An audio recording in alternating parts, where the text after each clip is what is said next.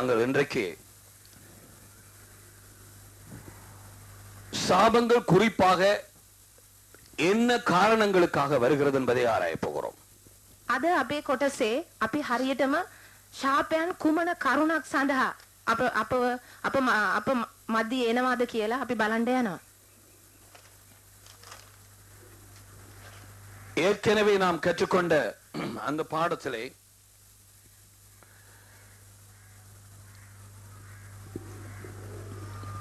சாபங்களுக்கு அறிகுறிகளை குறித்து ஆராய்ந்தோம். අපි මීට පෙර ඉගෙනගත් පාඩමේ ශාපයන් සඳහා තියෙන කරුණු මොනවාද කියලා අපි බැලුවා. இப்பொழுது அதனுடைய காரணங்கள் දැන් ඒ සඳහා තියෙන කාරණාවන් කුමක්ද කියලා අපි බලන්න යමු. நீதிமொழிகள் 26:2 கூறுகிறது, காரணம் இல்லாமல் சாபம் தங்காது. හිතෝපදේශ 26:2 පවසනවා කාරණාවක් නැති ශාපය රැඳෙන්නේ නැහැ කියලා. ஒரு சாபம் ஒரு குடும்பத்திலேயோ அல்லது ஒரு தனிப்பட்ட ஒருவரின் வாழ்க்கையிலேயோ இருக்கிறதானால் அல்லது கிரியை செய்கிறதானால் ஒரு காரணம் அங்கே இருக்க வேண்டும் அல்லது பல காரணங்கள். ශාපයන් එක් පෞද්ගලික ජීවිතේ නැත්තම් පෞලක ක්‍රියා කරනවා නම් ඒකට යම් කිසි කාරණාවක් තිබිය යුතුයි.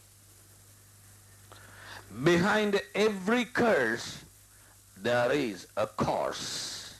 සෑම ශාපයක් පිටිපස්සේ කාරණාවක් තියෙනවා.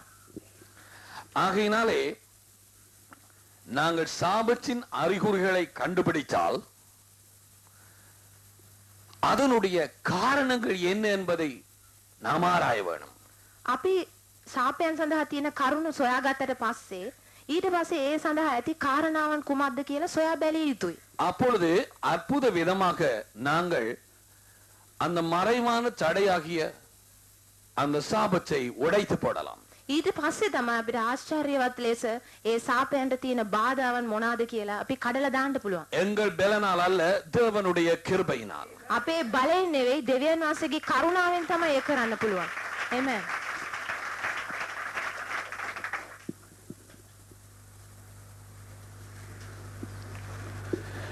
ஏற்கனவே நாங்கள் தேவ வசனத்திலே இருந்து ஆராய்ந்தபடி உபாகமம் 28ஆம் அதிகாரத்திலே தேவனுடைய சத்தத்தை கவனமாய் கேட்காமல் அதுக்கு கீழ்ப்படியாமல் இருக்கிறதுனாலே பலவிதமான சாபங்கள் நம்மை கலைத்து பிடிக்கிறது என்பதை வாசித்தோம். මීට පෙර අපි ඉගෙනගත් පරිදි දෙවියන් වහන්සේ ද්විතීය 28 වන පරිච්ඡේදයේ සඳහන් පරිදි අපි දෙවියන් වහන්සේගේ වචන සාවධානව නොඅසා ඒට කීකරු නොවි සිටින විට ශාපයන් ලුහු බඳිනවා. ஒரு சொல்லிலே சொல்ல போனால் கீழ்ப்படியாமை, එක් වචනයකින් කියනවා නම් අකීකරුකම, disobedience. අකීකරුකම.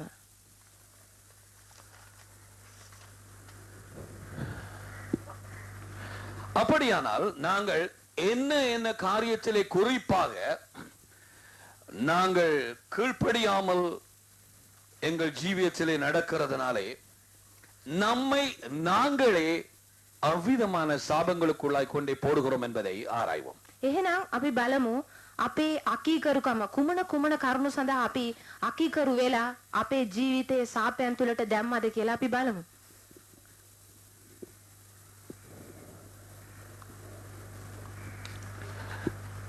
முதலாவதாக தேவனுடைய ஜனத்துக்கென்று சில கட்டளைகளை கொடுக்கும்படிக்கு குறிப்பாக 10 கட்டளைகளை கற்பனைகளை மோசையின் மூலம் தேவன் கொடுத்தார். පළමුව දේව ජනතාවට පනත් දීම සඳහා අණ දීම සඳහා දෙවියන් වහන්සේ මෝසෙස් මාර්ගයෙන් දසපනත දුන්නා. இந்த 10 கற்பனைகளிலே முதல் 2 கற்பனைகள் அந்த கட்டளைகளை மீறுவதனாலே பல ஜனங்கள் தங்களை பயங்கரமான சாபங்களுக்குள்ளாக தங்களை போட்டுக் கொள்கிறார்கள். මේ දසපනත තුලින් පළවෙනි දෙවෙනි පනතට අකීකරු වීමෙන් බොහෝ ජනතාව තමාගේ ජීවිතය සාපයන් තුලට දමා ගන්නවා. யாத்திராகமம் 20ஆம் அதிகாரம், නික්මයාම 20 වන පරිච්ඡේදය 20ஆம் அதிகாரத்திலே முதலாம் வசனம் தொடக்கம். 20 පරිච්ඡේදයේ එක පළවෙනි පදයේ සිට தேவன் பேசி சொல்லிய சகல வார்த்தைகளும் දෙවියන් වහන්සේ කතා කොට මේ සියලු වචන වදාරන සේක. அந்த முதலாவது வசனத்தை பார்த்தீர்களா? පළවෙනි පදයේ දැක්කද? தேவன் பேசி சொல்லிய சகல வார்த்தைகளும். දෙවියන් වහන්සේ කතා කොට වදාළ සියලු වචනයන්. இது மனுஷனுடைய வார்த்தை அல்ல. මෙය මිනිසාගේ වචනේ නෙවෙයි. It is a word of God. මෙය දෙවියන් වහන්සේගේ වචනය. Amen. வானத்தையும் பூமியையும் சகலத்தையும் சிருஷ்டிச்சவருடைய வார்த்தை. අහස හා පොළොව මැවූ තැනන් වහන්සේගේ වචනය. மனுஷனை தமக்கென்று சிருஷ்டிச்சவருடைய வார்த்தை. තමන් සඳහා මිනිසාව මැවූ තැනන් වහන්සේගේ වචනය. உலகத்தை சிருஷ்டித்து அந்தரத்திலே தொங்கவிட்டவருடைய வார்த்தை. ලෝකේ මව පාවෙනට හැරූ තැනන් වහන්සේගේ වචනය. தேவனுடைய வார்த்தை தான் இயேசு கிறிஸ்து. දෙවියන් වහන්සේගේ වචනය තමයි යේසුස් ක්‍රිස්තුස් වහන්සේ. அவர் மூலம் தான் சகலதும் சிருஷ்டிக்கப்பட்டது. උන්වහන්සේ මගින් තමයි සියල්ලම මවන ලද්දේ. ஆயா கவனமாய் நாங்கள் செவி கொடுப்போம். ඒ නිසා සාවධානව අපි අසමු. தேவன் பேசி என்ன சொன்னார்? දෙවියන් වහන්සේ කතා කරලා මොනවද කිව්වේ? உன்னை அடிமைச்சன வீடாகிய எகிப்து தேசத்திலே இருந்து புறப்பட பண்ணிய உன் தேவனாகிய கர்த்தர் நானே. මම වනාහි වහල්කමේ ගෙයින් එනම් මිසර දේශයෙන් තා පිටතට ගෙනා වූ තාගේ දෙවියන් වහන්සේය. என்னை அன்றி உனக்கு வேறே தேவர்கள் உண்டாயிருக்க வேண்டாம். මා හැර අන් දෙවිවරුන් තට ඇතුව නොසිටුව. மேலே வானத்திலும் கீழே பூமியிலும் பூமியின் கீழ் தண்ணீரிலும் உண்டாயிருக்கிறவைகளுக்கு ஒப்பான ஒரு சொரூபத்தை ஆகிலும் யாதொரு விக்கிரகத்தை ஆகிலும் நீ உனக்கு உண்டாக்க வேண்டாம். කැපූ රූපයක් හෝ උඩ අහසේවත් පාත පොළවේවත් පොළවෙන් යට ජලයේවත් තිබෙන කිසිම දෙයක සමානත්වයක් හෝ තට සාදා නොගනුව ඊට নমස්කාර නොකරව සේවය නොකරව. நீ அவைகளை நமஸ்கரிக்கவும் சேவிக்கவும் வேண்டாம். உன் தேவனாகிய கர்த்தராயிருக்கிற நான் எரிச்சல் உள்ள தேவனாயிருந்தே என்னை பகைக்கிறவர்களை குறித்து பிதாக்களுடைய அக்கிரமத்தை பிள்ளைகளிடத்தில் 3ஆம் 4ஆம் தலைமுறை மட்டும் விசாரிக்கிறவராயிருக்கிறேன். ඊට নমස්කාර නොකරව සේවය නොකරව මක් නිසාද තාගේ දෙවියෝ ස්වාමින් වහන්සේ වන මම අන්‍ය භක්තිකයන් ඉවසන්නා වූ මට වෛරය වන්නන්ගේ 3වෙනි 4වෙනි පරම්පරාව කෙරෙහි පියවරුන්ගේ අධර්මිෂ්ඨකම ගැන දරුවන්ට ප්‍රතිඵල දෙන්නා වූ මට ප්‍රේම කරමින් මාගේ ආඥාන පවත්වන්න. என்னிடத்தில் அன்பு கூர்ந்து என் கற்பனைகளை கைக்கொள்கிறவர்களுக்கோ 1000 தலைமுறை மட்டும் இரக்கம் செய்கிறவனாயிருக்கிறேன். මට ප්‍රේම කරමින් මාගේ ආඥා පවත්වන්නා වුන්ගෙන් පැවතෙන දහස් ගණන් පරම්පරාව දක්වා දයාව පෙන්වන්නා වූ දෙවි කෙනෙක්ය. இங்கே 2 பயங்கரமான பாவங்களை நாங்கள் பார்க்கிறோம். මෙතන භයානක පාපයන් දෙකක් අපි දකිනවා. முதலாவது சர்வ வல்லமையுள்ள தேவனாகிய அவர் ஒருவரை தவிர வேறு தேவர்களை அல்லது தேவர்கள் எனப்பட்ட தெய்வங்களை தொழுது கொள்வது நமஸ்கரிப்பது. මෙතන පළමුව සර්ව බලධාරී වූ දෙවියන් වහන්සේව අතහැරලා දෙවිවරුන් නැත්නම් දෙවිවරු වශයෙන් සිටින අයව নমස්කාර කිරීම.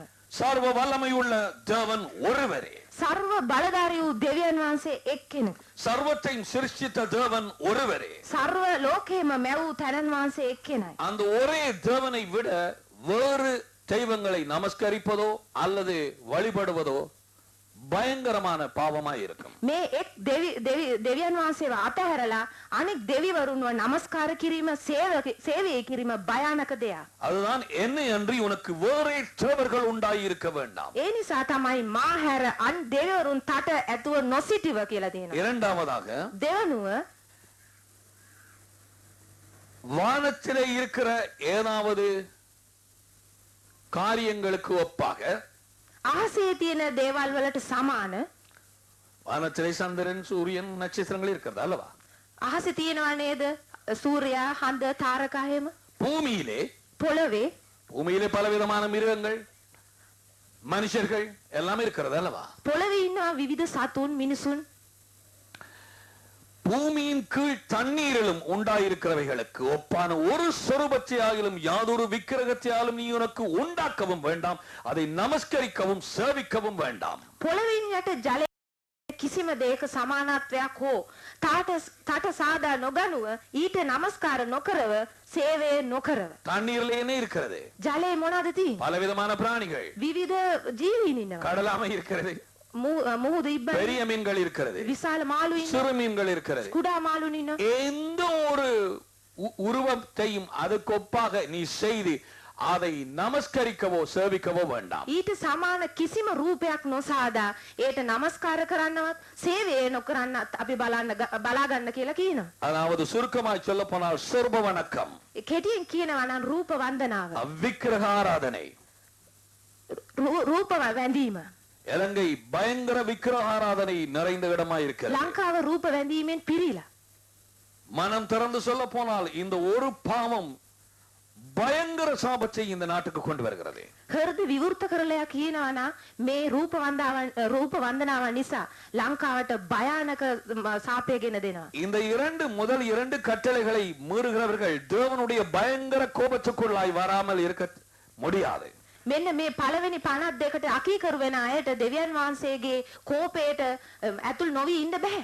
அவர் சொல்கிறார், நான் எரிச்சல் உள்ள தேவனாய் இருந்து என்னை பகைக்கிறவர்களை குறித்து நான் அவர்களிடத்திலே விசாரிப்பேன்.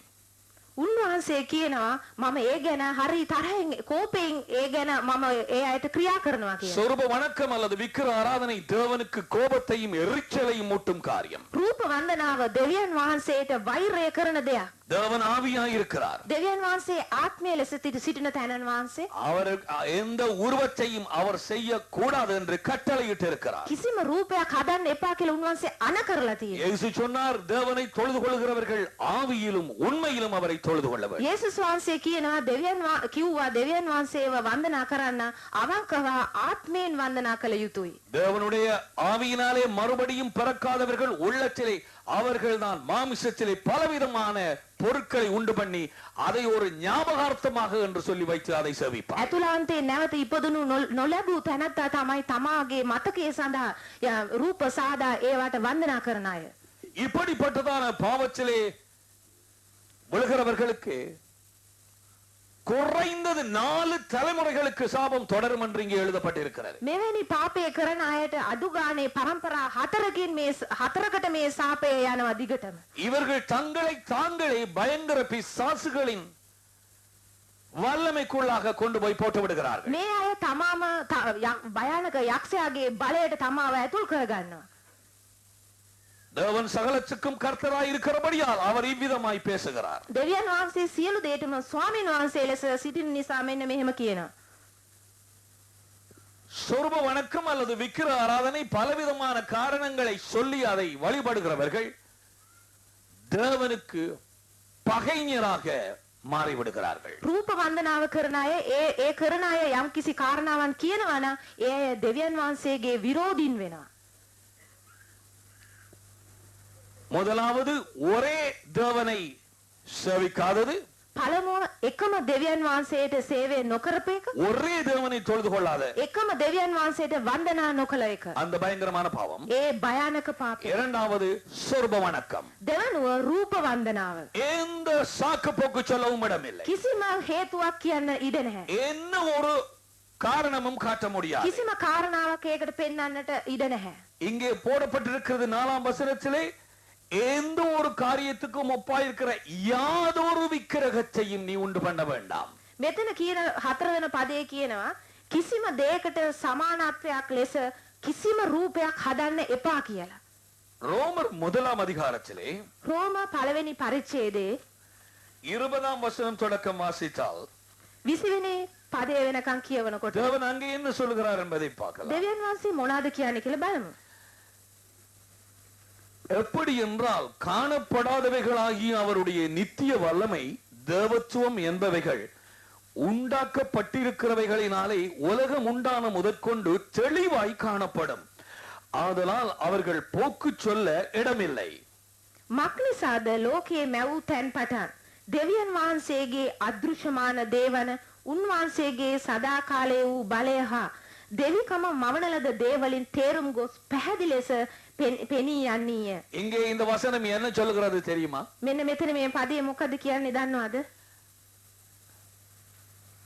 தேவன் தம்முடைய வெளிப்படுத்துதலை ஒரு அளவாக இயற்கையிலே சிருஷ்டிக்கப்பட்டவைகளுக்கூடாக அறிவித்திருக்கிறார். දෙවියන් වහන්සේ තමාගේ එළිදරව්ව උන්වහන්සේ මේ ස්වභාවිකව මාපු දේවල් වලින් තුන් උන්වහන්සේ පෙන්눔 කරනවා. அழகான மரங்களையும் பறவைகளையும் மீன்களையும் சிருஷ்டிக்கப்பட்ட சகல காரியங்களையும் ஒவ்வொன்றையும் நாங்கள் பார்க்கும் பொழுது தேவனுடைய அசைக்க முடியாத சிருஷ்டிப்பின் வல்லமையை நாங்கள் அங்கே பார்க்கலாம். මෙන්න මේ ලස්සන ගස් කොළන් ඊට පස්සේ පියාසර කරන කුරුල්ලන් ඊට පස්සේ පක්ෂීන් ඊට පස්සේ අපිට පේන හැම මවන ලද සියල්ලක්ම තුලින්ම දෙවියන් වහන්සේගේ එළිදරව්ව අපට දක්නට ලැබෙනවා. ஆனால் சொர்ப வணக்கம் அல்லது விக்கிரக ஆராதனையிலே ஈடுபட்டிருக்கும் ஜனங்கள் தேவன் இலவசமாக இயற்கையாகவே கொடுத்த தம்முடைய வெளிப்படுத்துதலை, அதாவது இந்த இயற்கையிலே சிருஷ்டிக்கப்பட்ட காரியங்களுக்கூடாக அந்த சிலாக்கியத்தை, அந்த வெளிப்படுத்துதலை அறியும் அந்த காரியத்தை இழந்து போகிறார்கள். මෙන්න මේ දෙවියන් වහන්සේ මේ එළිදරව්ව දීලා තිබිලත් ඒ රූප වන්දනාව කරන අය මේවට වැනීම තුලින් ඒ දෙවියන් වහන්සේගේ එළිදරව්ව ලබා ගන්න බැරි තත්යකටපත් වෙනවා. இயற்கையிலே சிருஷ்டிக்கப்பட்டவைகளுக்கூடாக அறியும் தேவனை அறியும் அந்த பாக்கியத்தை விக்கிரக ஆராதனைக்காரர் அல்லது எந்த சுரூபங்களையோ வழிபடுகிறவர்கள் அறிந்து கொள்ள முடியாது. ස්වභාවිකව දෙවියන් වහන්සේගේ මැවීම් තුලින් මෙන්න මේ රූප වන්දනා කරන අය දෙවියන් වහන්සේගේ එළිදරව්ව දැනගන්න බැරි තත්වයක් වෙනවා. දැනගන්නට බෑ ඒ අයට. தொடர்ந்து நாங்கள் வாசிப்போம். දිගටම අපි කියමු. அவர்கள் தேவனை அறிந்தும் அவரை தேவன் என்று மகிமைப்படுத்தாமலும் ஸ்தோத்தரியாமலும் இருந்து தங்கள் சிந்தனைகளினாலே வீணரானார்கள். உணர்வில்லாதவர்களுடைய இருதயம் இருளடைந்தது.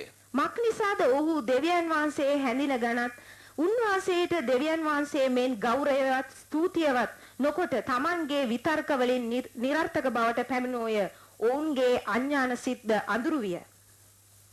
அவ சிருஷ்டிக்கப்பட்டவைகளுக்கூடாக அறிந்திருக்கலாம், அதையும் இவர்கள் தள்ளி போட்டார்கள். මේ මැවීම් තුලින් දැනගන්න තිබුණා දෙවියන් වහන්සේ ඒවත් තල්ලු කරලා දැම්මා මේ අය. தேவன் கொடுத்த காரியங்களுக்கு நன்றி சொல்லவில்லை. දෙවියන් වහන්සේ දුන් දේවල් වලට මේ අය ස්තුතිවන්ත වුණේ නැහැ. ஆகையினாலே அவர்கள் மனம் அப்படியே பைத்தியமாகிவிட்டது. ඊට පස්සේ ඒ නිසා එයාගේ මනස හේමම පිස්සු වුණා, අඳුරු වුණා. சிந்தனைகளிலே வீணரானார்கள். සිතුවිලි වලින් ඒගොල්ලන් අඥානය වුණා. அவர்கள் இருதயம், அதாவது அவர்களுடைய ஆவி இருளடைந்தது. ඒ අයගේ හෘදය කියන්නේ ආත්මය එහෙමම අඳුරු වුණා. அவர்கள் தங்களை ஞானிகள் என்று சொல்லியும் பைத்தியக்காரராகினார்கள். ඔවුන්ගේ තමා ප්‍රඥාවන්තයෝයි කියමින් ඔහු අඥානයෝ සිටියෝය. அழிவில்லாத தேவனுடைய மகிமையை அழிவுள்ள மனுஷர்கள், பறவைகள், மிருகங்கள், ஊரும் பிராணிகள் ஆகிய இவைகளுடைய ரூபங்களுக்கு ஒப்பாக மாற்றினார்கள். ජරාවට නොපැමිණෙනා වූ දෙවියන් වහන්සේගේ මහිමය ජරාවට පැමිණෙනා වූ මනුෂ්‍යයාගේද පක්ෂීන් හා සිව්පාවන්ගේද බඩගාගෙන යන ජාතීන්ගේ රූපවලට සමාන වන ලෙස මාරු කළෝය. இங்கே அழிவில்லாத தேவன், அதாவது ஆவியாய் இருக்கிற தேவன், கண்கள் காணாத தேவன், அவருடைய மகிமையை இந்த மனுஷர்கள் என்ன செய்தார்கள் தெரியுமா? முதலாவது அழிவுள்ள மனுஷனுக்கு ஒப்பாக சுரூபம் செய்தான். அடுத்தது பறவைகளைப் போல செய்தான். அடுத்தது மிருகங்களைப் போல செய்தான். அடுத்தது ஊரும் பிராணிகளைப் போல செய்தான். මහිමාන්විත වූ දෙවියන් වහන්සේ අදෘශ්‍යමාන දෙවියන් වහන්සේගේ මහිමය මිනිසා කළේ ජරාවට පැමිණෙනා වූ මනුෂ්‍යයාගේ තත්ත්වේ, පක්ෂීන් හා සිව්පාවන්ගේ බඩගා යන ජාතීන්ගේ තත්ත්වේ රූපවලට සමාන වන ලෙස මැව්වා. இந்த தேவனுக்கு அருவருப்பை ஊட்டும் இந்த பாவம், அவருக்கு எரிச்சலை மூட்டும் இந்த இரண்டு பாவங்கள், 10 கட்டளைகளிலே 10 கட்டளைகளிலே முதல் இரண்டும் அவற்றை மீறுவதனால் இது குறிப்பாய் உங்களுக்கு தெரியும் ஆசியா கண்டத்திலே நிறைந்திருக்கிறது. මෙන්න දෙවියන් වහන්සේව උදහසට පමුණවන දෙවියන් වහන්සේට පිළිකුල් මෙන්න මේ පළවෙනි 52කට විරුද්ධව ක්‍රියා කිරීමෙන් ඔබ දකිනවා මේ ආසියාතික රටවල් වල වෙලා තියෙන මේ ශාපය. இலங்கையும் இந்தியாவையும் எடுத்து பாருங்கள். ලංකාව හා ඉන්දියාව ආරම්භ බලන්න. அண்மையிலும் நான் கேள்விப்பட்டேன், ஒரு இடச்சிலை பூகம்பம் வந்து ஏறக்குறைய 24,000 பேருக்கு மேலாக மடிந்து போனார்கள். ළඟදීත් මම ආරංචි වුණා එක් තැනක භූමිකම්පාවක් ඇවිල්ලා 24,000කට වැඩි අය එහෙමම නැති වෙලා තියෙනවා. ஆனா சிலர் சொன்னார்கள், பிரதர், டிவியிலே நாங்கள் கேட்டோம், அதுக்கு முதல் நாட்களிலே அவர்கள் பயங்கரமான காரியங்களை அவர்கள் செய்து கொண்டிருந்தார்களா. අපි රූපවාහිනියේ නැරඹුවා ඊට පෙර දවසේ මේගොල්ලන් භයානක දේවල් වල නිරතර වෙලා ඉඳලා තියෙනවා. அவர்கள் பலவிதமான சொரூபங்களையும் பிசாசுக்கு மகிமை கொடுக்கும் காரியங்களையும் வைத்து அவனை தொழுது கொண்டார்களாம். මේ අය යක්ෂයාට මහිමය දෙන දෙවියන් වහන්සේට පිළිකුල් දේවල් කරලා තියෙනවා. நான் கேட்டதும் திடுக்கிட்டு போனேன். මම මේක අහපු ගම මම වෙවුලලා ගියා. என்ன பயங்கரமான காரியம். දැකලා කොච්චර භයානක දෙයක්ද කියලා. சிருஷ்டித்த தேவனை விட்டு நம்முடைய விருப்பப்படி நாம் எதையும் தொழுது கொள்ள முடியாது. මෞංකාර තැනන් වහන්සේව අතහැර අපිට කැමති දෙයක් වන්දනා කරන්නට බෑ. சில கிராமங்களிலே அல்லது தேசங்களிலே சொர்ப வணக்கம் அல்லது விக்கிர ஆராதனை 100 ஆண்டுகளுக்கு பின்னாலே செல்லலாம் அல்லது 1000 வருஷங்களுக்கு பின்னாலே சென்று தொடர்ந்து வந்து கொண்டிருக்கலாம். සමහර දේශයන් නැත්තම් ගම්වල අවුරුදු 100කට නැත්නම් අවුරුදු 1000කට ඔය රූප වන්දනාව තියෙන්නට තිබුණා. குடும்பங்கள் இப்படிப்பட்டதான சூழ்நிலைகளிலே இருந்து அவர்கள் வந்திருக்கலாம். විවිධ පවුල් මෙන්න මේ වගේ වාතාවරණය තුලින් එන්නට ඇති.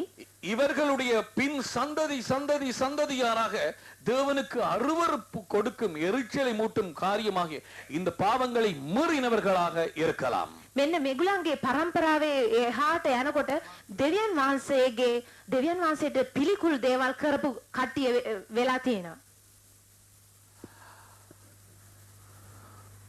சில வேளைகளிலே அண்மையிலே ஏற்பட்டு இருக்கலாம்.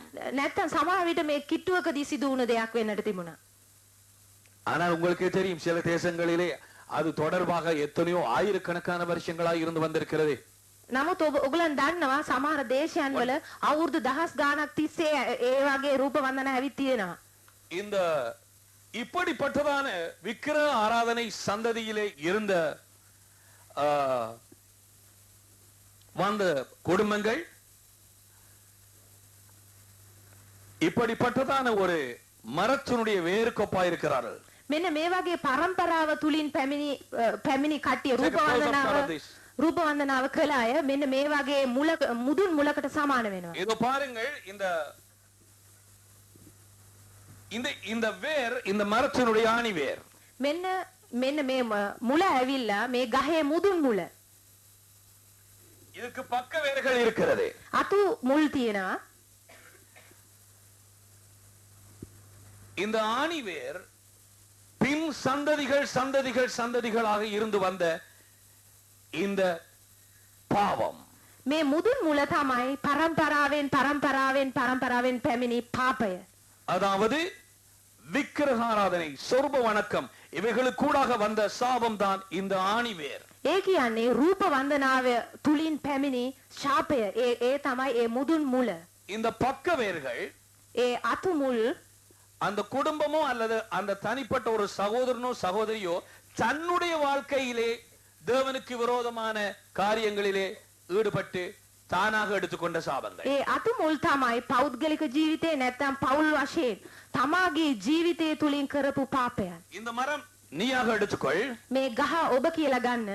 இந்த ஆணிவேர் உன் சந்ததியார் அங்கே இருந்து வந்த அந்த பயங்கர மந்திரவாதம், விக்கிர ஆராதனை என்னும் அதன் மூலமாக வந்த சாபம். ඒ මුදුන් මුල තමයි ඔබගේ පරම්පරාවට පැමිණි අනවින ආත්මය නැත්නම් රූප වන්දනාව. ඒ පාපය. இந்த பக்க வேர்கள் நீயாக செய்து கொண்ட விக்கிர ஆராதனை, நீயாக வழிபட்டு கொண்ட சொர்ப வணக்கங்கள், இந்த பக்க வேர்கள். ඒ අතු මුල් තමයි ඔබම කරගත පෞද්ගලික වශයෙන් කරපු රූප වන්දනාව. අන්න ඒ වගේ පාපය. அற்புதமாக இதை நாங்கள் ஒப்பிடலாம். මෙන්න හොඳට ඒක පුදුම ලෙස අපි උදාහරණයක් වශයෙන් අපිට දක්වන්න පුළුවන්. இது எத்தனை பேருக்கு விளங்கினார்கள்? கை வை. කී දෙනෙකුට තේරෙනවද? இப்பொழுது இந்த ஆணி வேரும் இந்த வேர்களும் அறுக்கப்பட்டு பிடுங்கினால் ஒழிய, நான் சொன்னேன் இந்த மரம் ஒரு சகோதரன் அல்ல சகோதரி ஒரு குடும்பத்துக்கு ஒப்பா இருக்கிறது. தேவனுடைய முழு ஆசீர்வாதங்களை ருசிக்க வேண்டிய விதத்திலே ருசிக்க முடியாது. මේ ගහ මං කිව්වා තනි පුද්ගලයෙක් කියලා. ඒතර මේ මුදුන් මුලයි අතු මුලුයි එහෙමම කපා දැම්මේ නැත්තම් දෙවියන් වහන්සේගේ ආශිර්වාදයේ රස විඳින්න බෑ. நீ ஒரு கிறிஸ்தவனாகவும் இருக்கலாம். ඔබ ක්‍රිස්තියානියෙක් වෙන්නත් පුළුවන්. அதாவது மறுபுறப்படைந்தவனாய் ඒ இருக்கலாம். කියන්නේ නැවත ඉපදිලත් තියෙන්න පුළුවන්. ஆனால் இயேசு கிறிஸ்துவின் மூலம் வரும் ஆசீர்வாதங்களை முழுவதுமாக நீ ருசிக்க முடியாத நிலையிலே இருப்பாய். නමුත් යේසුස් ක්‍රිස්තුස් වහන්සේ මගින් ලැබෙන ආශිර්වාදයේ සම්පූර්ණයෙන්ම රස විඳින්න බැරි තත්ත්වයක් ඔබට උදා වෙනවා. இந்த மரம் அடியோடு புடுங்கப்பட வேண்டும். මේ ගහ එහෙම් පිටින්ම උගලලා දාන්න ඕන. ஆனால் ஒரு மரத்தை பிடுங்குவதற்கு மிகவும் கடினமாக இருக்கும் வேற எந்த வேர்? ගහක් උගලනකොට හරියට අමාරු වෙන්නේ මොන මුලද? உங்களுக்கே விளங்குறது இப்பொழுது என்ன? ඔබටම තේරෙනවා නේද? මුදුන් அதுதான் මුල. ஆணிவேர். ඒ තමයි මුදුන් මුල.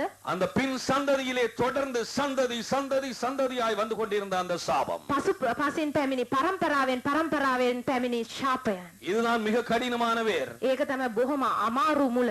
இது நீ செய்த பாவங்கள், මේ අතු මුල් ඒ ඔබ කරපු පාපයන්, நீ சாபத்துக்குள்ளாய் கை போட்ட காரியம், ඔබ සාපය තුලට අත දැවපු දේවල්, அது பக்க வேர்கள். ඒවා ඔක්කොම අතු මුල්. அப்படியானால் இதை பிடுங்கலாமா? එහෙනම් මේක උගලන්න පුළුවන්ද? முழு ஆசீர்வாதத்தையும் ருசிக்கலாமா? සම්පූර්ණ ආශිර්වාදයේ රස විඳින්න පුළුවන්ද? எங்களுக்கு ஏதாவது நம்பிக்கை உண்டா? අපිට මොන හරි බලාපොරොත්තුවක් තියෙනවද? நிச்சயமாய் நம்பிக்கை உண்டு. සහතික ලෙස බලාපොරොත්තුවක් තියෙනවා. ආමෙන්.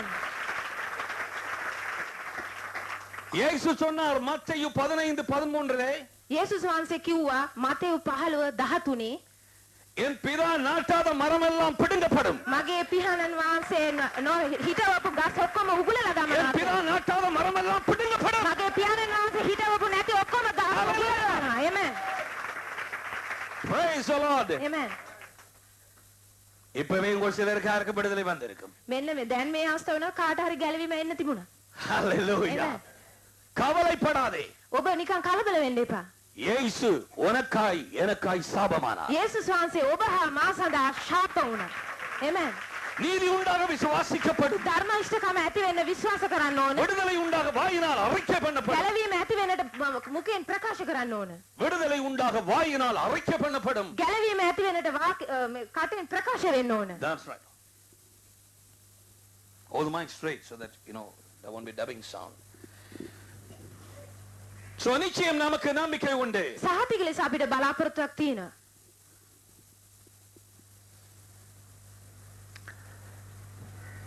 இந்த முதல் 2 பாவங்களும் மிக பயங்கரமான காரியங்கள். මෙන්න මේ පළමු පාප දෙකක් හරි භයානක පාප දෙක. தயவு செய்து இதை குறித்து கவனமாயிருங்கள். කරුණා කරලා මේ ගැන ඔබ පරිස්සමෙන් ඉන්න.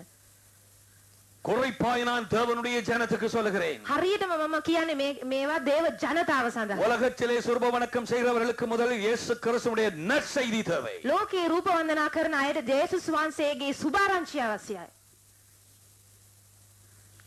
அவர்கள் ஏற்கனவே பயங்கர சாபங்களுக்குள்ளாய் கிடக்கிறார்கள். ඒගොල්ලන් මීට පෙරම ඒගොල්ලන් භයානක ශාපයන් තුල ඉන්නවා.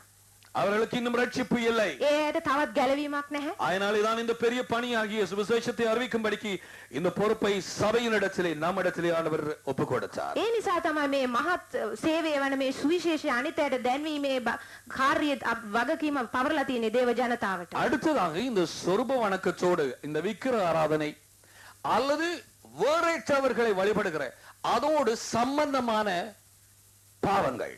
මේ රූප වන්දනාව නැත්නම් අනිත් දෙවිවරුන් වැඳීමේ ඒ පාපයන්.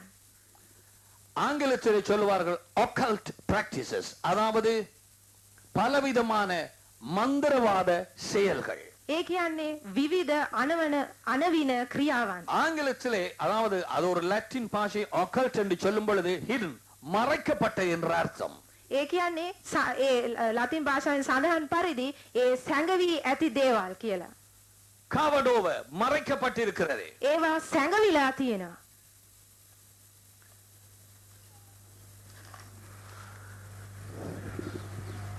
மனுஷன் சிருஷ்டிக்கப்பட்ட நாட்கள் தொடங்கி 2 காரியங்களை மிகவும் வாஞ்சித்து தேடி ஓடுகிறான். මිනිසා මවන දවසේ සිට තමා ගොඩාක්ම කැමති වෙලා ඒ පසුපසින් ආශාවෙන් දුවනවා. craving for 2 things, 2 காரியங்கள். කාරණාව දෙකක් සඳහා ඒගොල්ලන් තෘෂ්ණාවෙන් දුවනවා. முதலாவது அறிவு, පළවෙනි එක තමයි ඥානය, இரண்டாவது வல்லமை. දෙවනුව බලය. knowledge and power. ඥානය හා බලය. நான் இப்பொழுது பேசும் சொல்லும் இந்த இரண்டு சொற்களும் அறிவு, வல்லமை, அது இயற்கைக்கு அப்பாற்பட்ட அறிவும் இயற்கைக்கு அப்பாற்பட்ட வல்லமையுமாக இருக்கிறது. මෙන්න මේ ඥානය හා බලය අස්වාභාවික ඥානයයි අස්වාභාවික බලය වෙනවා. இந்த இரண்டு காரியமும் இயற்கைக்கு அப்பாற்பட்ட அறிவும் இயற்கைக்கு அப்பாற்பட்ட வல்லமையும் இரண்டு இடங்களிலே இருந்துதான் நாம் பெற்றுக்கொள்ளலாம். මෙන්න මේ අස්වාභාවික ඥානය හා බලය අපිට ස්ථාන දෙකකින් තමයි ලබා ගන්නට පුළුවන්. ஒன்று தேவனிடத்திலே இருந்து பெற்றுக்கொள்ளலாம், එකක් දෙවියන් වහන්සේගෙන් ලබා ගන්න පුළුවන්. அல்லது சாத்தானிடத்திலே இருந்து பெற்றுக்கொள்ளலாம். නැත්නම් යක්ෂයාගෙන් ලබා ගන්න පුළුවන්. தெரிவு செய்ய வேண்டியது மனுஷன். තෝරාගත යුත්තේ මිනිසා. ஆனால் தேவனிடத்திலே இருந்து நாம் பெற்றுக்கொள்வதுதான் சரியான காரியமும் சட்டபூர்வமான காரியமும் தேவனுக்கு விருப்பமான காரியமும். දෙවියන් වහන්සේගෙන් ලබා ගැනීම තමයි නියම දේ. ඒක තමයි නීතිමය වශයෙන් හරි. ඒක තමයි දෙවියන් වහන්සේට කැමති දේ. சாத்தானினுடைய ராஜ்யத்திலே இருந்து அவனிடத்திலே இருந்து நாம் அதை அறிந்து கொண்டால் அல்லது அந்த வல்லமையை பெற்றுக்கொண்டால் அது பயங்கரமான ஒரு நிலைமைக்கு நம்மை கொண்டு போய்விடும். යක්ෂයාගෙන් ලබා ගත්තා නම් යක්ෂයාගේ රාජ්‍යයෙන් ඒ ඥානය ලබා ගත්තා නම් ඒක භයානක දේ තුලින් ඔබව ගෙනියනවා. தேவன் மனுஷன் நெருங்க முடியாத ஒளியிலே இருக்கிறார் என்று எழுதப்பட்டிருக்கிறது. දෙවියන් වහන්සේ මිනිසා කිට්ටු වෙන්න බැරි තත්ත්වයක ආලෝකයක ඉන්වහන්සේ ඉන්නේ. சாத்தானின் ராஜ்யம் இருளடைந்த ராஜ்யமாய் இருக்கிறது. යක්ෂයාගේ රාජ්‍ය අන්ධකාරයෙන් පිරුණු රාජ්‍යයක්. The kingdom of God is light. දෙවියන් වහන්සේගේ රාජ්‍ය ආලෝකය. இயேசு சொன்னார், நானே இந்த உலகுக்கு ஒளியாய் இருக்கிறேன். යේසුස් වහන්සේ කිව්වා මම තමයි මේ ලෝකයේ ආලෝකය. சாத்தானின் ராஜ்யம் இருளடைந்ததாய் இருக்கிறது. යක්ෂයාගේ රාජ්‍ය අන්ධකාර වෙලා. தேவனுடைய ராஜ்யத்திலே இருக்கிறவர்கள் தாங்கள் யாரை சேவிக்கிறார்கள் என்றும் அவர்கள் என்ன பாதையிலே நடக்கிறார்கள் என்பதையும் அவர்கள் அறிந்திருக்கிறார்கள். දේව රාජ්‍යයේ ඉන්න අය ඔවුන් කාටද වන්දනා කරන්නේ කුමන මාර්ගයේ යනවද කියලා ඒ අය දැනගෙන ඉන්නවා. தேவனுடைய வசனம் என் கால்களுக்கு தீபமும் என் பாதைக்கு வெளிச்சமுமாய் இருக்கிறது என்று சங்கீதக்காரன் சொன்னான். දෙවියන් වහන්සේගේ වචනේ මාගේ පාදයන්ට ආලෝකය හා මාර්ගයට පහනව තියෙනවා. ஆகையினாலே தேவனுடைய ஜனம் அவர்களுக்கு என்ன நடக்கிறது, இனிமேல் என்ன நடக்க போறது, நாம் யாரை சேவிக்கிறோம், எவர் வருகிறார், சகலத்தையும் அவர்கள் அறிந்திருக்கிறார்கள்.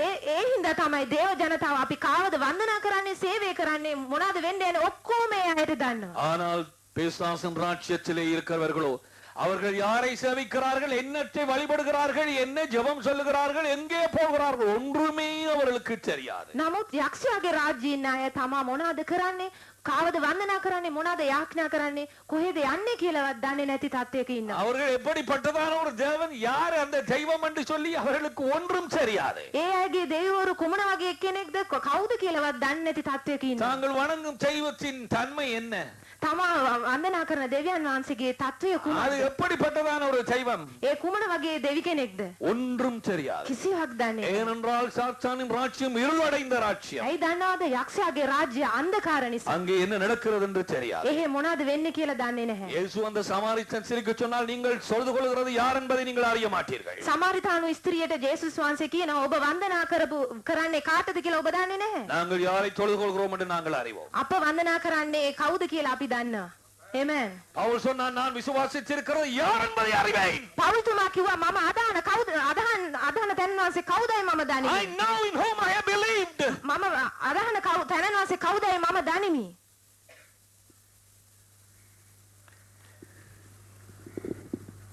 ஆதாமும் ஏவாளும் தேவனிடத்திலே இருந்து பெற வேண்டிய அறிவை விட்டு கொஞ்சம் பக்கமாய் சென்றார்கள். ආදම් සහ ඒව දෙවියන් වහන්සේගෙන් ලබාගත යුතු ඥානය ලබා නොගෙන වෙනත් මාර්ගයක ගියා. பழையான வழியிலே அறிவை பெற்றுக்கொள்ள அவர்கள் சென்றார்கள். වැරදි මාර්ගයක ஞானය ලබා ගන්නට ඒගොල්ලන් ගියා. சாத்தான் பொய் சொன்னான். යක්ෂයා බොරු කිව්වා. நீங்கள் சாகவே சாவதில்லை. ඔබ සැබවින්ම නොනසින්නේ. நீங்க உங்களுக்கு அறிவு நல்லா பெருகும். ඔබගේ ඥානය වර්ධනය වන්නේ. தேவனுடைய அறிவு உங்களுக்கு வரும். දෙවියන් වහන්සේගේ ඥානය ඔබට දෙවිවරුන්ගේ ඥානය ඔබට ලැබෙන්නේ. அவளதை நம்பினாள். ඒව ඒ විශ්වාස කළා. வஞ்சிக்கப்பட்டாள். ඇය වංචාවට අසු වුණා. சடுதியாய் பார்த்தார்கள். හිටපු ගම අය බැලුවා. சாத்தானின் ராஜ்யத்துக்குள்ளே பிடிபட்டவர்களாய் நிற்பதை கண்டார்கள். යක්ෂයාගේ රාජ්‍ය රාජ්‍ය තුල අසු වෙලා සිටින හැටි දැක්කා. And they couldn't get out, my brother. ඊට පස්සේ එයාට පිටත එන්නට බැරි වුණා. அவர்கள் வெளியே வர முடியவில்லை. පිටත එන්නට බැරි වුණා. அவன் அடிமையானான். ඒ අය වහල් වුණා. சாத்தானின் ராஜ்யத்துக்குள்ளே அடிமையானான். යක්ෂයාගේ රාජ්‍ය තුලට වහල් වුණා.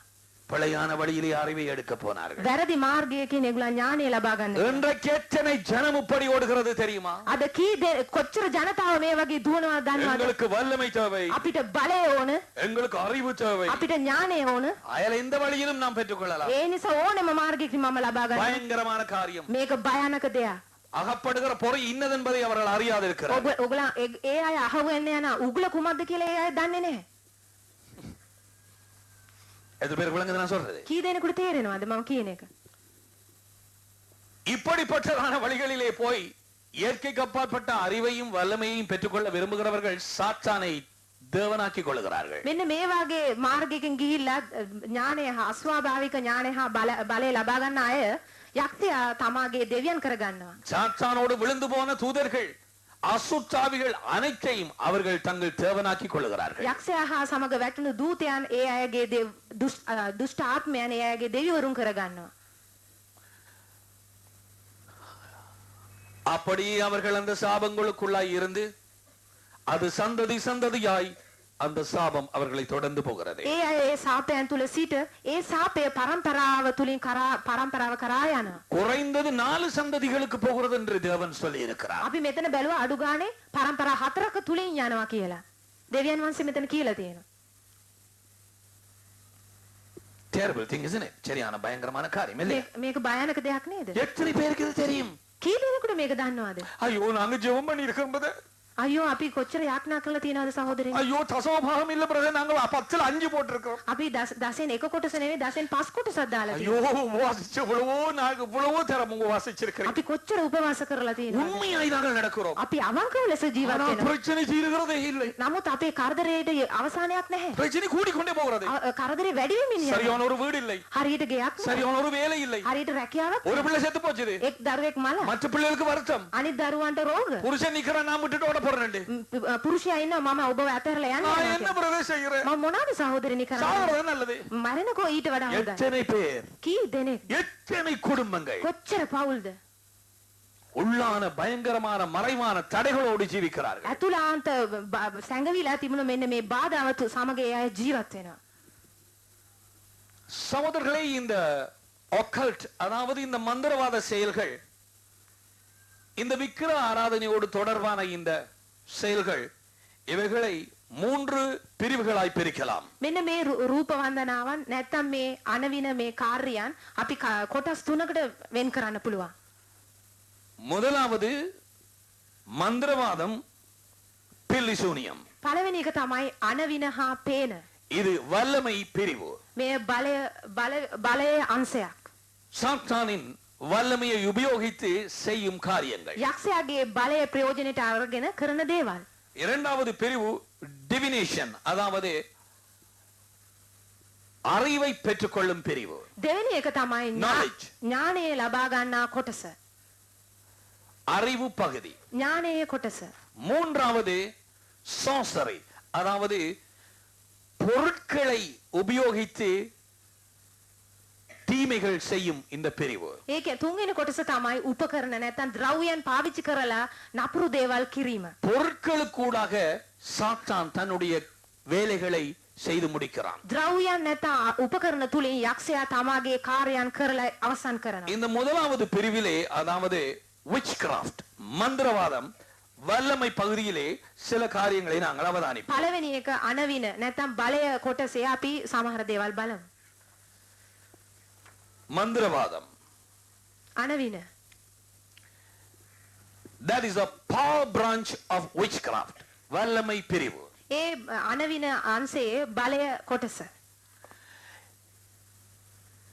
இங்கே 1 சாமுவேல் 15 அதிகாரம் 23 வசனத்திலே தேவ ஆவியானவர் சாமுவேலுக்கூடாக மிகவும் ஆழமான ஒரு காரியத்தை நமக்கு கூறுகிறார். මෙතන 1 සාමුවෙල් 15 වෙනි පරිච්ඡේදයේ 23 වන පදේ සුද්ධාත්මයන්න් වහන්සේ අපිට වැදගත් දෙයක් කියනවා. இரண்டகம் பண்ணுதல் பில்லிசூனிய பாவத்திற்கும் முரட்டாட்டம் பண்ணுதல் அவபக்திக்கும் விக்கிரக ஆராதனைக்கும் சரியாயிருக்கிறது. කැරලිකාරකම පේන කීමේ පාපයටත් මුරණ්ඩුකම දේවතාවන් හා රූප ඇදහිීමේ පාපයටත් සමානය. ரெண்டகம் பண்ணுதல் கீழ்ப்படியாமை அல்லது முரட்டாட்டம். කැරලිකාරකම ඒ කියන්නේ අකීකරුකම කියලා කියන්න පුළුවන්. தேவனுடைய வார்த்தைக்கு கீழ்ப்படியாமல் எதிர்த்து நிற்பது. දෙවියන් වහන්සේගේ වචනයට කීකරු නොවි විරුද්ධතාවය දැක්වීම. இப்படிப்பட்டதான பாவங்கள் பில்லி சூனியத்துக்கும் விக்கிரக ஆராதனைக்கும் சரியாயிருக்கிறது. මේ වගේ පාපයන් පේන කීමේ පාපයන්ට හා රූප ඇදහිීමේ පාපයට සමානයි. அதாவது முரட்டாட்டம் பண்ணுகிறவர்கள் எதிர்த்து நிற்கிறவர்கள் இவர்களுடைய அடிவேரை Give me that, brother, please. பார்த்தால் அங்கே அடியிலே இருந்து கிரியை செய்து கொண்டிருக்கும் அந்த காரியம் மந்திரவாதம். ඒ කැරලිකාරකම් දක්වන මුරණ්ඩුකාරකම් දක්වන අයගේ මුදුන් මුල මොනවාද කියලා දැක්කම අපිට පේනවා ඒ අනවින. அந்த அடியிலே கிரியை செய்யும் காரியம் மந்திரவாதத்தின் வேர். ඒ පහතම මුදුන් මුලේ ක්‍රියා කරන්නේ ඒ අනවින පාපය. அதுதான் அவர்களை எதிர்க்கும்படிக்கும் அவர்கள் முரட்டாட்டம் பண்ணும்படிக்கும் தூண்டுகிறது. ඒ අය කැරලිකාර දැක්වීමටත් අකීකරුකම් දැක්වීමටත් අන්න ඒක තමයි ඒ අයව පොළඹවන්නේ. நான் வரமாட்டேன், நீ போறடா போ. මම යන්නේ නැහැ, ඔබ යනවනේ යන්න. புரியுதுன்னு சொல்லுகிறான். අන්න ඒ වගේ සැමියා கண்டறியாத ஒரு கோயில். ඒගොල්ලන් දැකපු නැති. சும்மா ஆண்டவர் என்னதுக்கு தொந்தரவு படுத்தேன்னு. නිකන් මොනවාද දෙවියන් වහන්සේ හැම වෙලේම කරදර කරන්නේ. அப்படிதான் சொல்றாரு ஒரு விசே. ඒ වගේ තමයි සහෝදරනේ මගේ සැමියාත් කියන්නේ. மந்திரவாதம் என்னும் வேர். අන්න අනවින මුදුන් මුල. உடனடியாய் போய் சொல்லாதே. දැන් ගිහලා එක පාරටම කියන්න එපා. மூளையை பாவித்துக்கொள். ඔබේ මොලේ ටිකක් පාවිච්චි කරන්න. உன் பிரச்சனை முடிவு நாட்கள் வந்திருக்கிறது. ඔබේ ප්‍රශ්නයට අවසන් කාලය උදා වෙලා තියෙනවා. ආමේන්. தேவன் ரகசியங்களை காட்டி கொடுக்கிறார். දෙවියන් වහන්සේ අපිට රහස් ඔක්කොම පෙන්නලා දෙනවා. அவர் உன்னை இருளிலே இருந்து வெளிச்சத்துக்குள்ளாய் அழைத்தார். උන්වහන්සේ ඔබව අන්ධකාරයෙන් ආලෝකයට කැඳවලා තියෙනවා. இருளிலே மறைந்திருக்கும் இந்த காரியங்களை தேவன் வெளிச்சத்துக்கு கொண்டு வருகிறார். අන්ධකාරයෙන් සැඟවිලා තියෙන දේවල් ඔක්කොම උන්වහන්සේ ආලෝකයට ගේනවා. இயேசு கிறிஸ்துவின் நாமத்தின் அதிகாரத்தினாலே என் பிதா நாட்டாத மரமெல்லாம் பிடுங்கப்படும் என்று சொன்னதை நாங்கள் செய்யலாம். යේසුස් වහන්සේගේ නාමයෙන් අපි කියන්න පුළුවන් පියාණන් වහන්සේ හිටවපු නැති ගස් ඔක්කොම උගලලා දාන්න පුළුවන් කියලා. Amen. Amen. இந்த பகுதியிலே இந்த வல்லமை பகுதியிலே மந்திரவாதத்திலே மனுஷர்களையும் அல்லது சூழ்நிலைகளையும் அடக்கி ஆளுவதற்கு தான் இந்த சாத்தானின் வல்லமை உபயோகிக்கப்படுகிறது. මෙන්න මේ අනවින අංශේ නැත්නම් මේ බලය සහිත අංශේ මිනිසුන්ව බල කරලා තරවටු කරලා තියාගන්න තමයි අන්න ඒ අංශේ තමයි අපිට දැක ගන්න පුළුවන්. இதுக்குள்ளே பலவிதமான சூனியங்கள் வரலாம். මෙන්න මේ තුල බොහෝ සූනියම් එන්න පුළුවන්. பில்லி சூனியங்கள். පේන කීමේ சாத்தானின் ஊழியர்கள் பலவிதமான பூசாரிமாரை கொண்டு செய்யும் காரியங்கள். යක්ෂයන්ගේ සේවකයන් නැත්නම් යකදුරන් මාර්ගෙන් කරන දේවල්. எத்தனை குடும்பங்கள் இன்றைக்கு புழுக்களாய் நெளிந்து கொண்டிருக்கிறார்கள் இப்படிப்பட்டதான சூனியங்களிலே. මෙන්න මේ හූනියම් තුලින් කොච්චර ජනතාව පණුවන් වගේ නලයමින් ඉන්නවා. மிகவும் மனவருத்தத்தோடு சொல்கிறேன், இந்த இலங்கையிலே நுரைந்து வழிகிறது இப்படிப்பட்டதான காரியம். මම කනගාටුවෙන් කියන්නේ මෙන්න මේ වගේ දේවල් ශ්‍රී ලංකාවේ එහෙමම ඉතිරිලා වැක්කිරෙනවා. மட்டு நகரிலே நுரைந்து வழிகிறது இப்படிப்பட்டதான காரியம். මඩකලොපේ මේ වගේ දේවල් ඉතිරිලා වැක්කිරෙනවා. குடும்பங்கள் கண்ணீரோடு இருக்கிறார்கள். පවුල් ගොඩාක් කඳුළු තුලින් තමයි යන්නේ. ஒரு கல்யாணம் கை கூட வேணுமா? ඒක මගුලක් හරියන්න යන්න ඕන. சூனியம். එතන හූනියමක් කරනවා. குடும்பத்தை பிரிக்க வேணுமா? පවුලක් වෙන් කරන්න ඕනද? சூனியம். හූනියම. ஒருவரை வீட்டால் எழுப்ப வேணுமா? එක්කෙනෙක් ගෙයින් නැගිටවන්න ඕනද? சூனியம். එතනත් හූනියම. ஒருவருக்கு கொஞ்சம் நல்ல வேலை கிடைக்கிறதா? එක්කෙනෙකුට හොඳ රැකියාවක් ලැබෙනවද? உடனே சூனியம் செய். එතනත් හූනියමක් කරනවා. வேறொரு கொஞ்சம் நல்ல வீடு கட்டுகிறார்களா? මේ ලස්සන ගෙයක් බඳිනවද? உடனே சூனியம் செய். එක පාරට එතනත් හූනියමක්. இவர்கள் கொஞ்சம் நன்றாய் சந்தோஷமாய் புருஷனும் பஞ்சாதியும் ஜீவிக்கிறார்களா? මේ පුරුෂයා බිරිඳ සතුටින් ජීවත් වෙනවද? உடனே சூனியம். එක පාරටම හූනියම කරනවා. எத்தனை குடும்பங்கள் கண்ணீர். කොච්චර පවුල් කඳුළු තුලින් ඉන්නවද? எத்தனை அந்த குடும்பங்களில் எத்தனை சலங்கள் விழுகிறது. ඒ පවුලේ කොච්චර අය මරණයටපත් වෙනවද? எத்தனை காரியங்கள் நான் கேள்விப்பட்டிருக்கிறேன். කොච්චර දේවල් මම ආරංචි වෙලා உன் තියෙනවද? குடும்பத்திலும் எத்தனையோ காரியம் நடந்திருக்கலாம். ඔබේ පවුලේ කොච්චර දේවල් සිද්ධ වෙන්න ඇතිද?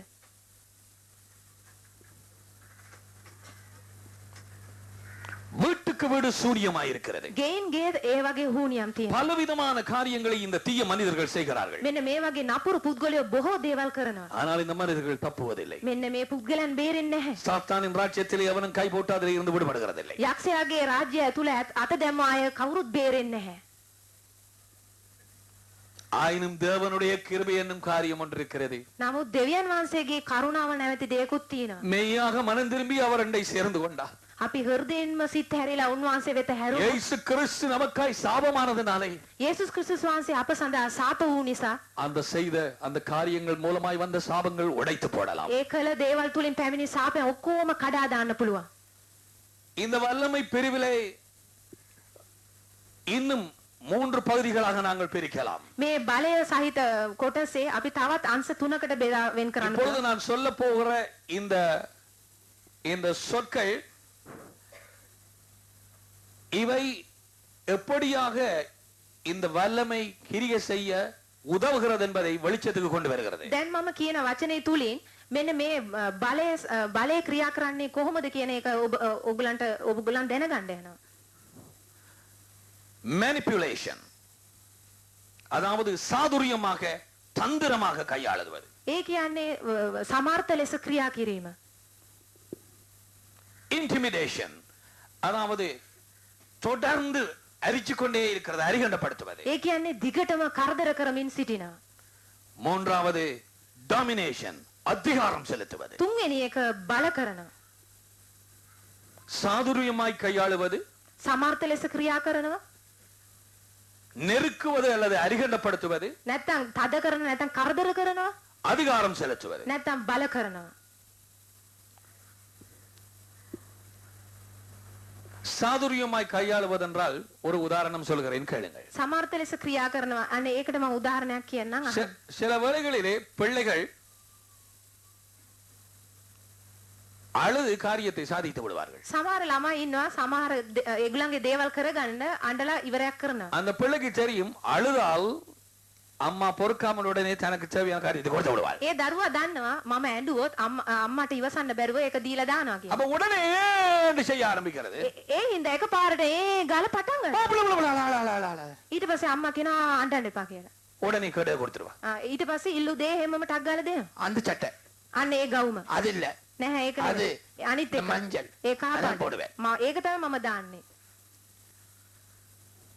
சாதுரியமாய் கையாளுவது. අන්න ඒ සමර්ථ ලෙස ක්‍රියා කිරීම. அடுத்ததாக நெருக்குவது, අනිත් එක තද කිරීම. அதிகண்ணம் கொடுப்பது. කරදර කිරීම. சிம்சோனின் மனைவியை உங்களுக்கு தெரியும். සිම්සෝන්ගේ භාර්යාව ඔබ දන්නවා. அவனை அரித்துக் கொண்டே இருந்தான். හැම වෙලේම කරදර කරමින් வேதம் சொல்லுகிறோம் அவனுடைய இருதயம் தொஞ்சு போச்சு. දේව වචනේ කියනවා ඔහුගේ හෘදය එහෙමම දුක් වුණා කියලා. உங்களுக்கு தெரியும் சில மனைவிமார் அரிக்க துவங்கினால் தாங்க முடியாது.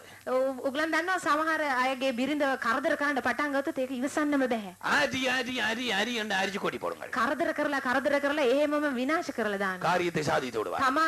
තමාගේ දේවල් හරි කරගන්නවා. புருஷன் பாப்பான் இது பெரிய கரைச்சல். සැමියා ඒක හරි කරදරයක්. உண்ட விருப்ப பிடிச்சை ඔයා කැමති දෙයක් කරන්න. மந்திரவாதம் பண்ணது. අන්න ඒ තමයි අනවින ආත්මය ජයගත්තා. இதெல்லாமே உண்மை. මේ ඔක්කොම ඇත්ත. எல்லாமே உண்மை. සියල්ලම ඇත්ත. that is intimidations. அதாவது நெருக்கி சம்மதிக்க வைப்பது. අන්න එහෙම වගේ තද කරලා කැමති කරගන්න. இந்த முதல் 2 காரியங்களினுடைய நோக்கம் அதாவது சாதுரியமாய் செய்வதும் நெருக்கி செய்ய வைப்பதும் கடைசியாக கொண்டு வந்து எங்கே முடிகிறது தெரியுமா? මේ සමර්ථ ලෙස ක්‍රියා කිරීමයි මේ තද කරලා කැමති කර ගැනීමයි අන්තිමට කොහෙද අවසන් වෙන්නේ දන්නවද? அடக்கி ஆளுவது. එහෙමම බල කරලා அதிகாரம் යටත් කරගන්න. செலுத்துவது. යටත් කර ගැනීම තුලින්. அதுதான் மந்திரவாதத்தினுடைய மிக முக்கியமான நோக்கம். අන්න ඒක තමයි මේ අනවින ආත්මයේ මේ පැහැදිලි ලෙස දක්නට තියෙන that කොටස. is the ultimate purpose ඒක තමයි ප්‍රධාන අංශය. witchcraft power. ඒක තමයි ඒ පරමාර්ථය.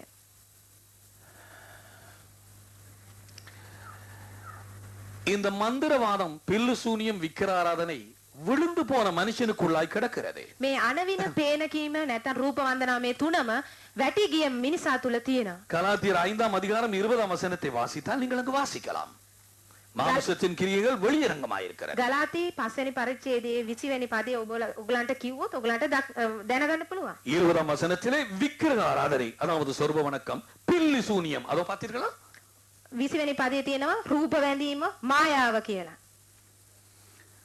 சரி, அப்ப வல்லமை பகுதியை நாங்கள் இப்பொழுது ஆராய்ந்தோம். දැන් අපි බලය සහිත කොටස අපි බැලුවා. இன்றைக்கு எவ்வளவு காரியங்களை இந்த சூனியங்கள் மூலமாக குடும்பங்களை அழித்து போடுகிறார்கள். මෙන්න අද කොච්චර මේ හුනියම් මාර්ගයෙන් කොච්චර පෞල් විනාශ කරනවද? இரண்டாவது பகுதியில டிவினேஷன் அதாவது அறிவு பகுதி.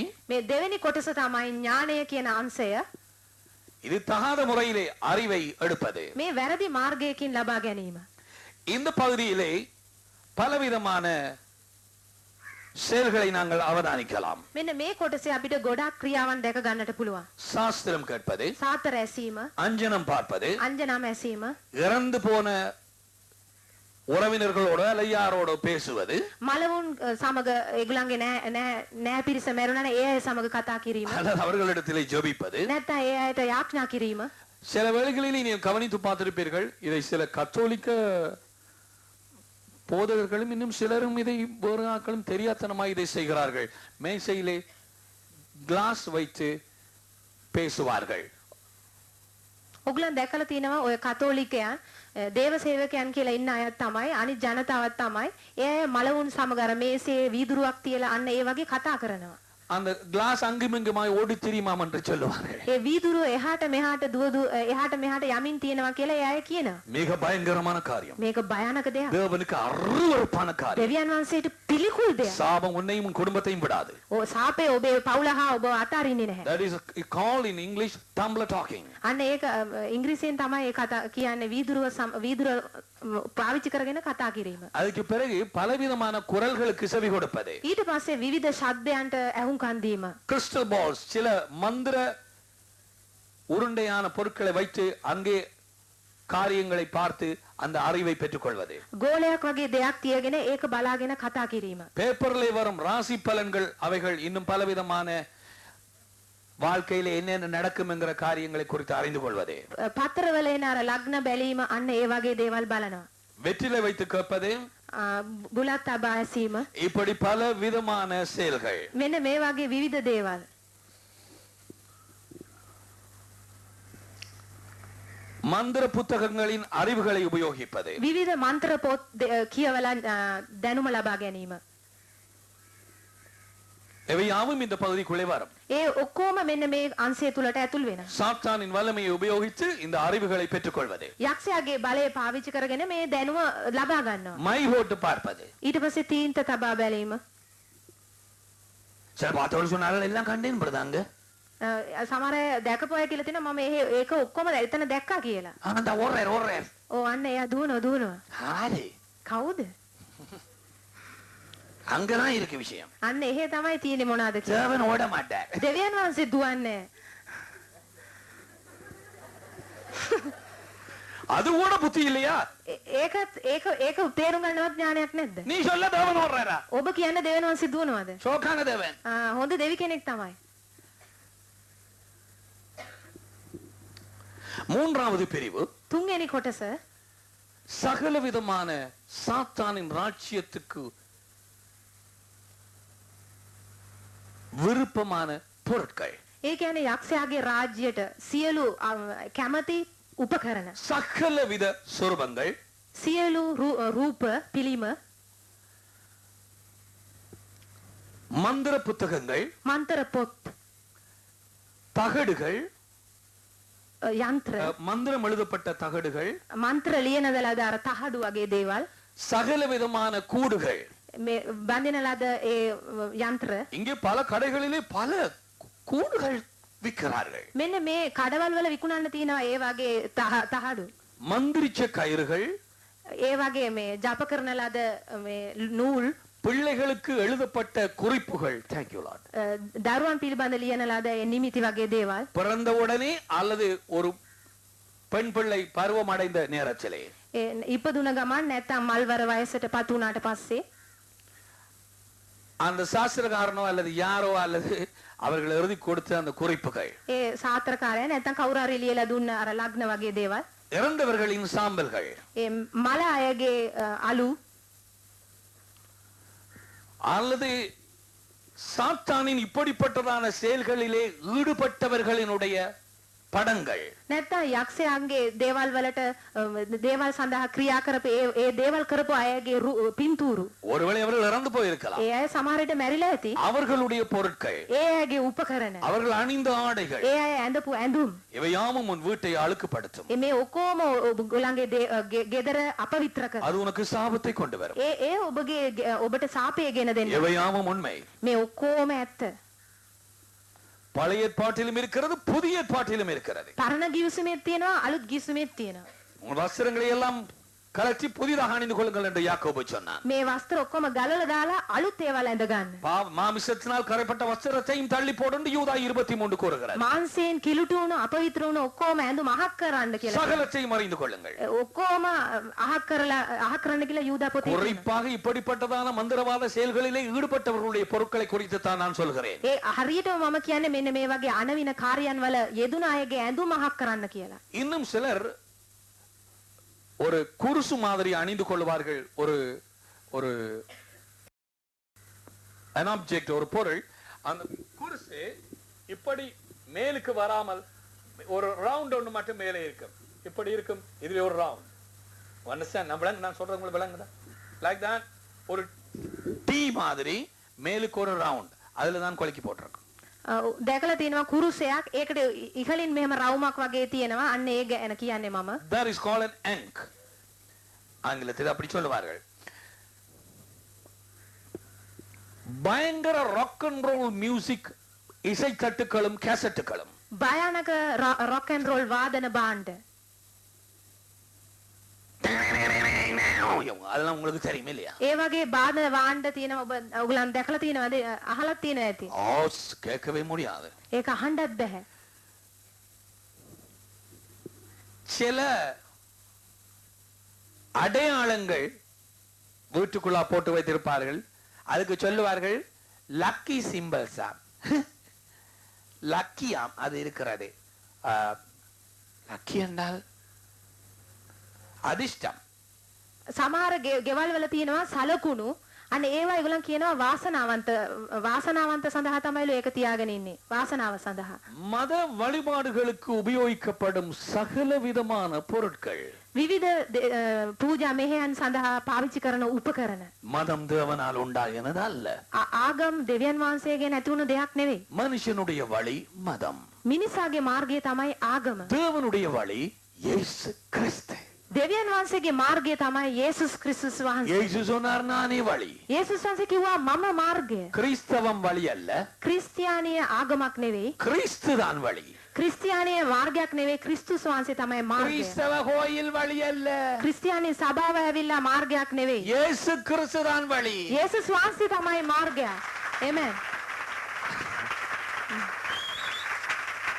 இயேசு சொன்னால் ஒருவன் என் மூலம் பிரவேசித்தால் அவன் ரட்சிக்கப்படுவான். යේසුස් වහන්සේ කිව්වා එක් පුද්ගලයා මා මාර්ගයෙන් ප්‍රවේශ වුණොත් ඔහු ගැලවීමටපත් වෙනවා. என் ஜனத்தோடு சேர்ந்து கொண்டால் ஒரு சபையிலே அவன் ரட்சிக்கப்படுவான் என்று சொல்லவில்லை. මගේ ජනතාව සමග එකතු වුණොත් කියලා කිව්වේ නේ. The entrance into the kingdom of God is only through Jesus Christ, the eternal Son of God. ප්‍රවේශ වීමේ එකම මාර්ගය දේව රාජ්‍යයට යේසුස් ක්‍රිස්තුස් වහන්සේ පමණයි.